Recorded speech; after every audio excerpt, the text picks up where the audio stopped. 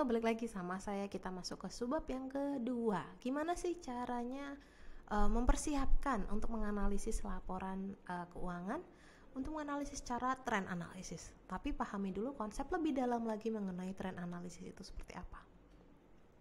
Nah, ada perbedaannya komparatif sama trend analisis. Kalau komparatif itu kan berarti paling cuma bandingin 1 tahun, ya berarti 2022 bandingin 2023, 23 ke 24. Nah, berbeda sama trend analisis yang minimal kan dia 3 tahun nih, 3 periode karena lebih dari 2. Ini maka analisis yang terjadi ini atau yang kita lakukan adalah analisis jangka panjang. Karena apa? Kita melihat secara keseluruhan itu terjadinya seperti apa. Oh, ternyata mengalami penaikan, penurunan seperti apa, karena lebih dari 2 tahun atau 3 tahun mungkin. Ingat, jangka panjang itu yang kurang lebih dari 2 tahun sampai 3 tahun.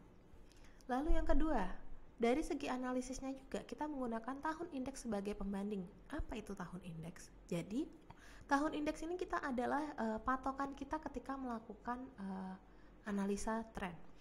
Bisa saja analisa yang dilakukan atau tahun indeks yang kalian pilih ini yang paling depan atau yang paling lama, yang paling baru apa yang paling lama. Dimana kalau misalnya kita melakukan analisis tren di tahun 2021, 22, 23, maka kamu bisa menggunakan si 21 nya sebagai tahun indeksnya atau si 23 nya sebagai tahun indeks. Tapi better menggunakan yang belakang. Karena apa? Kalau belakang ini kan istilahnya kita tahu perkembangannya seperti apa. Sedangkan kalau kita menggunakan yang tahun ke depan, kita kan mau melihat kasarannya, mau melihat masa depan seperti apa. Jadi malah mengalami kesulitan ketika teman-teman nanti melakukan prediksi di masa depan. Jadi kalau konsepnya adalah ketika ada 3 tahun, gunakanlah kalau nggak sih yang paling depan, atau yang paling baru, atau yang paling lama.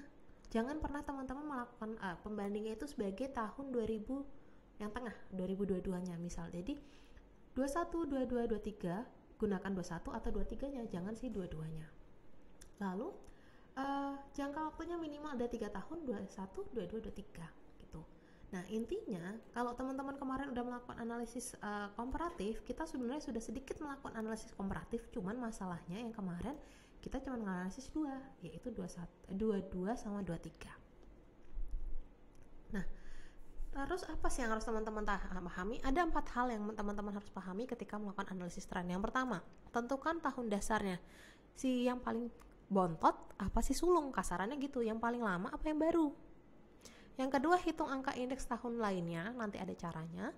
Lalu yang ketiga adalah melakukan interpretasi, dan yang keempat melakukan prediksi, membuat kesimpulan dari hasil interpretasi kalian gitu. Karena ada trennya seperti ini, maka kesimpulannya gini, prediksinya gimana gitu. Nah, cara ngitungnya gimana? Indeksnya, indeks tahun berjalan sama dengan atau dari angka pos tahun berjalan dibagi dengan angka dasar. Nah, misalnya kita ngomongin kas tahun 2023, dasarnya adalah 2021.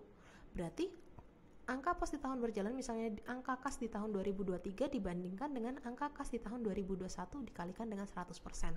Maka nanti teman-teman akan mengetahui angka indeksnya seperti apa. Begitupun sebaliknya kalau misalnya yang lainnya, persediaan, tanah, dan yang lainnya. Intinya angka indeks itu yang berjalan yang berapa, tahun dasarnya berapa kali 100%. Kalau tahun 2022 gimana? Ya sama. Kas 2022 dibanding dengan kas 2021 kali 100%. Oke, sampai di sini subbab kali ini. Kita lanjut ke subbab berikutnya. Terima kasih.